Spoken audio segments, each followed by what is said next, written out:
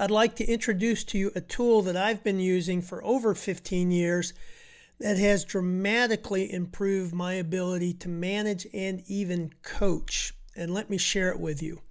Gallup has done research and determined that there are 12 levers, I call them levers, for engagement. It's called the Q12 assessment.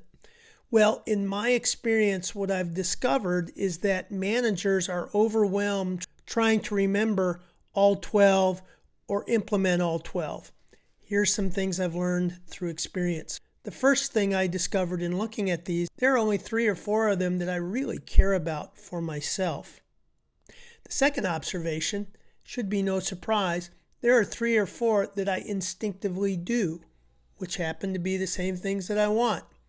Now, there's another 3 or 4 that I am peripherally aware of, would enjoy, but they're not essential. And then there's 3 or 4 that just don't apply. So here's how to use this in management. You want to find out where your natural bias is in terms of what you naturally provide. So let's say there are 4 things you'll naturally do instinctively all the time. That's a great start. The next thing you want to learn is your employee or your team member, what is it that they naturally need as their levers? There may be some overlap, there may not, but now you've got a more manageable range to focus on for them and still do the things that are instinctive for you.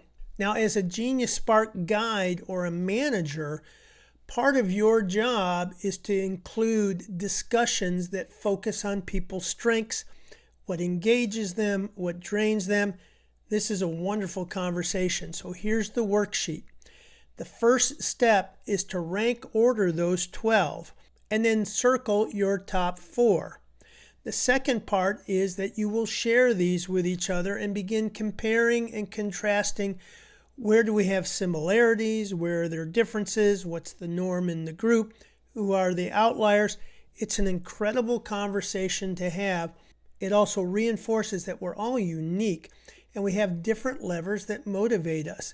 And the job of a manager is to find those levers and to use them consistently. Now, in the database, there's about 20% of people who are naturally instinctive to pick up on those different levers that people have. But if you're like me, or the 80%, it's not natural. It doesn't mean we can't learn it, and it doesn't mean we're not aware. It just means we need a little help and a framework, and here it is. The Levers of Engagement Worksheet.